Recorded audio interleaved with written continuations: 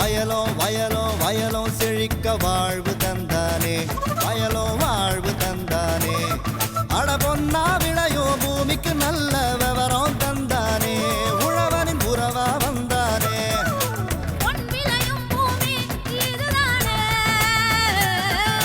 வயலோ வயலோ வயலோ செழிக்க வாழ்வு தந்தானே, வயலோ வாழ்வு தந்தானே. அட பொன்னா விளையோ பூமிக்கு நல்ல விவரம் தந்தானே, உழவனின் உறவா வந்தானே. தந்தன தந்தன தன தந்தானே, மண்ணளம் பொங்கிட துணை வந்தானே. தந்தன தந்தன தன தந்தானே, மண்ணளம் பொங்கிட துணை வந்தானே. மாற்றி யோசிச்சேங்க. தருமபுரி மாவட்டம் மொரப்பூர் வட்டம் காலம் காலமாக மிகுந்த வறட்சியை சந்தித்த பகுதி. நிலத்தடி நீர் சுருங்கியதால் இங்கு வேளாண்மை வான்மழையினை நம்பியிருந்தது. இன்றைக்கு சொட்டு நீர் பாசனம் இவர்களுக்கு கை கொடுக்கின்றது. இதோடு வயல்களில் நிலப்போர்வை பயன்பாடு வேளாண்மை உற்பத்திக்கு பெரிதும் உறுதுணையாக உள்ளது. தேசிய தோட்டக்கலை இயக்கத்தின் மூலம் மானியம் பெற்ற விவசாயி பி சின்னத்தம்பி தனது நிலத்தில் புகுத்தியுள்ள செய்முறைகளை கேட்டபோது,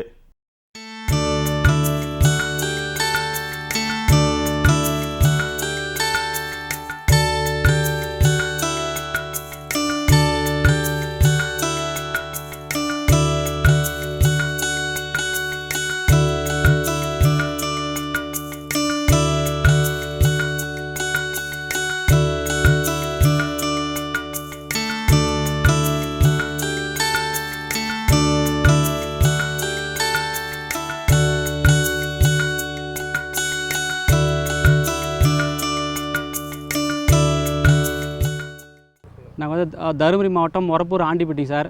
பேர் சின்னத்தம்பி. சார் இப்போ ஒரு காலத்து தண்ணி அதிகமாக இருந்துச்சு சார். கொஞ்சம் கரும்பு நெல்லாம் பண்ணியிருந்தோம். இப்போ குறுகிய தண்ணியெல்லாம் போயிடுச்சு. அரசாங்கத்தை நோக்கி போனோம், தோட்டக்கலை நோக்கி. அவங்க ஸ்ட்ரிப்பு சொட்டு நீர் தெளிப்பு நீர்லாம் கொடுக்குறாங்க மானியத்தில், கவர்மெண்ட்டை நோக்கி போனோம் சார். கொடுத்தோம். இப்போ ஒரு 4-5 வருஷம் அந்த காய்கறி பண்ணுறோம் சார். இப்போ ஒரு 3 வருஷம் அந்த மல்ச்சிங் சீட் போட்டு இந்த நிலப்போர்வை போட்டு சார். தண்ணி பற்றாக்குறை வருதுனால ஆள் பற்றாக்குறதுனால போட்டு களை வர்றதில்ல, தண்ணி சிக்கனமாக வருது, களை கட் ஆகுது. ஒன்லி தண்ணி மிச்சம் ஆகுது.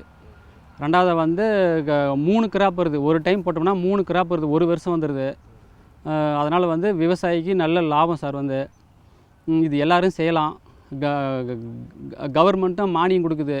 தண்ணி சார் ஒரு நாளைக்கு 5 HP மோட்டர் ஒரு 15 நிமிஷம் ஒன்றா போதும் சார். இதுக்கு 1.25 ஏக்கருக்கு இந்த தண்ணியை சரியாக போயிடுது. வேறு எந்த விவசாயம் இந்த 5 நிமிஷம் தண்ணியில் வேறு எந்த பயிரும் பண்ண முடியாது. இது தர்பூசணி சார்.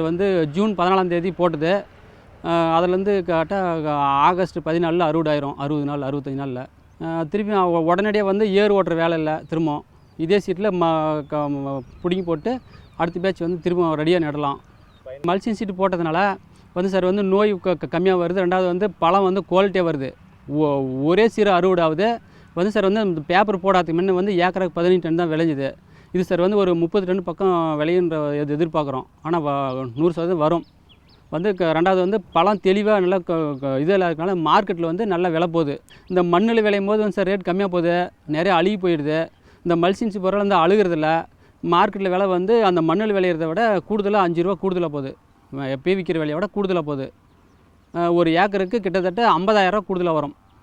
மண்ணில் போடுறத விட அந்த மல்ச்சிட்டு போகிறது 50,000 கூடுதலாக வரும். மேலும் விவரம் பெற பி சின்னத்தம்பி அவர்களை 09443605896 என்ற கைபேசி எண்ணுடன் தொடர்பு கொள்க. இனி வருவது வேளாண் ஆலோசனை நேரம்.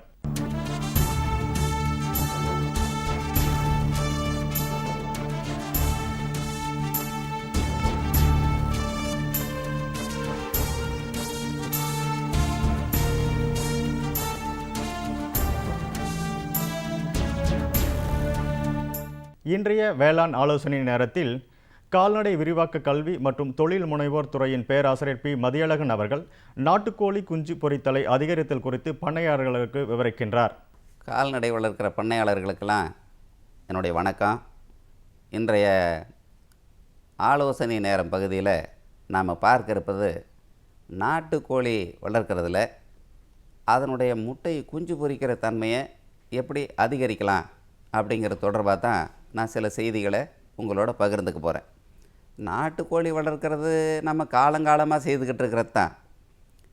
இதில் நமக்கு தெரியாத நுட்பம் என்ன இருக்குது அப்படின்னு நீங்கள் யோசிக்கலாம். இப்போது நம்ம எவ்வளோ காலமாக பண்ணிக்கிட்டு இருக்கிறோம். நம்ம வீட்டில் கோழி இருக்குது, அது போயிட்டு மேய்ஞ்சிட்டு வருது, முட்டை எங்கேயாவது வைக்குது, அப்புறம் எடுத்து வச்சு அதை அடை வைக்கிறோம். அடை 10 முட்டை அடைய வச்சோம்னா அதில் ஏதாவது ஒரு 4 குஞ்சு 5 குஞ்சு பொரிக்குது. அதில் 2 குஞ்சு பருந்து தூக்கிட்டு போச்சா, மீதி ஏதாவது ஒரு குஞ்சு வளருதா, அதில் ஒன்று நோய் இறந்து போகுது, கடைசியில் ஒன்று மிஞ்சுது. இப்படி தான் இருக்குது. ஆக நம்ம கொஞ்சம் என்ன நம்ம எல்லாம் பண்ணிக்கிட்டு இருந்தாலும் கொஞ்சம் விஞ்ஞான நுட்பங்களை, இந்த பாரம்பரியமாக பண்ணிக்கிட்டு இருக்கிற மரபு ரீதியாக பண்ணிக்கிட்டு இருக்கிற அந்த பராமரிப்பு முறைகளோட கொஞ்சம் விஞ்ஞான நுட்பங்களை இதை கூட சேர்த்து பண்ணிட்டோம்னா ரொம்ப அற்புதமான பயன் இருக்குது. அதை தான் நான் இன்றைக்கு உங்களுக்கு இப்போ சொல்ல போகிறேன். இப்போது நாட்டுக்கோழி வளர்க்கும்போது என்ன பெரிய பிரச்சனை அப்படின்னு மக்கள்கிட்ட கேட்டால், எங்கெங்க இந்த மழை காலம் வந்ததா, அடுத்து வெள்ளை கழிச்சல் நோய் வந்துச்சா, எல்லாம் இறந்து போகுதுங்க, மொத்தமாக எல்லாம் இறந்து போகுது அப்படின்னு சொல்கிறாங்க. அதுக்கு தான் எங்கள் பல்கலைக்கழகம் முன்னவே உங்களுக்கெல்லாம் எல்லாருக்கும் தெரியும், குருணை மருந்து கண்டுபிடிச்சிருக்கிறாங்க. முன்னெல்லாம் 8 வாரத்தில் தடுப்பூசி போடணும்னு சொல்லுவோம். இப்போ அந்த பிரச்சனையே இல்லை. குருணை மருந்து போட்டாவே போதும். எரை போடுற மாதிரி அதை போட்டோம்னாவே அது பொறுக்கிக்கிட்டு சாப்பிட்டுக்கும், அது எதிர்ப்பு தன்மை வந்துடும், கோழி சாகிறது இல்லை. இந்த மருந்து ஒவ்வொரு மாவட்டத்திலையும் இருக்கிற பல்கலைக்கழக பயிற்சி மற்றும் ஆராய்ச்சி மையத்தில் இலவசமாகவே உங்களுக்கு கிடைக்குது. ரைட்டு. இதனால் நோய் வர்றதை ஓரளவுக்கு தடுத்தாச்சு. அல்லது ஒவ்வொரு கால்நடை மருத்துவமனையிலையும் வாரந்தோறும் இலவசமாக தடுப்பூசி போடுறாங்க. இதுக்கு தடுப்பூசி போட்டால் நோய் வர்றது குறைஞ்சி போகுது. இதனால் கோழி இறக்கிறது நின்றுடுது. ஒன்றா. 2வது, கோழி இறக்காமல் கோழி இருந்தால் தானே அப்புறம் முட்டை வைக்கிறதுக்கு. சாதாரணமாக ஒரு வருஷத்தில் ஒரு 4 முறை, ஒரு 2 மாதம் 3 மாதத்துக்கு ஒரு முறை முட்டை வைக்கிது அப்படின்னா ஒரு 10 முட்டை 12 முட்டை, வருஷத்துக்கு ஒரு 40-44 முட்டை இட்டதுனாவே பெருசு. இப்படி தான் நிலைமை இருக்குது. அதனால் என்ன செய்யலாம் அப்படின்னா, இந்த முட்டை இடுறதை கொஞ்சம் அதிகரிக்க முடியுமா நாட்டுக்கோழியில் அப்படின்னு பார்த்தா, இது கோழி சாப்பிட்றத உள்ளே இருக்கிற குடலில் இருக்கிற புழு சாப்பிட்டுச்சுன்னா அப்புறம் எப்படி முட்டை வைக்க அதிகமாக வைக்காதில்ல. அதனால் கோழிகளுக்கு குடற்புழு மருந்து கொடுத்துட்டோம்னா குடலில் இருக்கிற புழுவெல்லாம் போயிடுச்சுன்னு வச்சுக்கங்க. அப்போ இது சாப்பிட்றதெல்லாம் கோழி ஆரோக்கியமாக இருக்கும், நல்ல நிறைய முட்டைகள் வைக்கும், முட்டை அளவும் சைஸும் பெருசாக இருக்கும்.